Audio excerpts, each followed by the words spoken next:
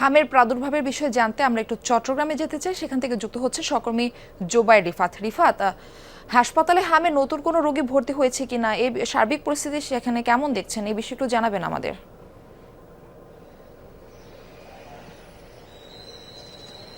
Murphy, আপনাকে জানিয়ে রাখি, হামের প্রকোপ কিন্তু দিন দিন বেড়েই চলেছে। চট্টগ্রামও তার ব্যতিক্রম নয়। আমরা নতুন যে খবরটি পেয়েছি সেটি হলো হামের উপসর্গ নিয়ে আক্রান্ত হয়ে 3 জন শিশুর মৃত্যু হয়েছে এবং নতুন করে আক্রান্তের কোনো খবর গত 24 ঘন্টায় আমরা পাইনি।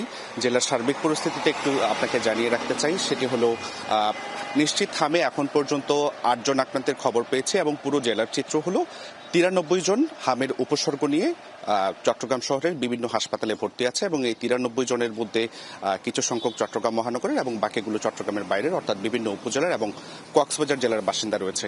এবং যে 3 শিশু মারা গিয়েছে সেই 3 জনের মধ্যে 2 জন চট্টগ্রামের কক্সবাজার জেলার বাসিন্দা এবং একজন অন্য জায়গার।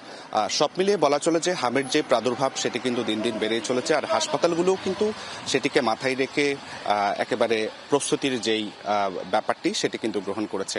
আমরা চট্টগ্রাম মেডিকেল কলেজ হাসপাতালে দেখেছি যে তারা হামের জন্য অর্থাৎ প্রথম দিন থেকেই যখন থেকে হামের প্রাদুর্ভাব নিয়ে অর্থাৎ হামের লক্ষণ নিয়ে বাচ্চাগুলো আসতে শুরু করেছে তখন থেকেই তারা একেবারে আইসোলেটেড করে রাখার যে ব্যাপারটি সেটি গ্রহণ করেছে এবং অন্যান্য বেসরকারি হাসপাতালেও আমরা একই ধরনের চিত্র দেখেছি। তারা সেফটিক জোন যেমন খুলেছে, নিবিড় পরিচর্যা কেন্দ্রতে আসলে তাদেরকে চিকিৎসা দেওয়া হচ্ছে, অর্থাৎ বাচ্চাগুলোকে একেবারে সুস্থ করার জন্য যাবতীয় যে কার্যক্রম সেই ধরনের কার্যক্রম আসলে আমরা চিকিৎসকদের তরফ থেকে দেখতে পাচ্ছি।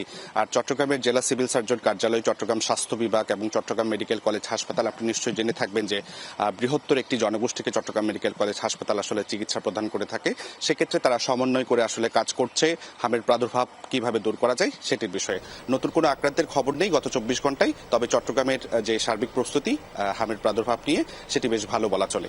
এই ছিল আমার কাছে হামের সর্বশেষ খবরাখবর চট্টগ্রাম থেকে। মারফি। জোবায়ের, আপনাকে ধন্যবাদ আমাদের সঙ্গে যুক্ত হওয়ার জন্য।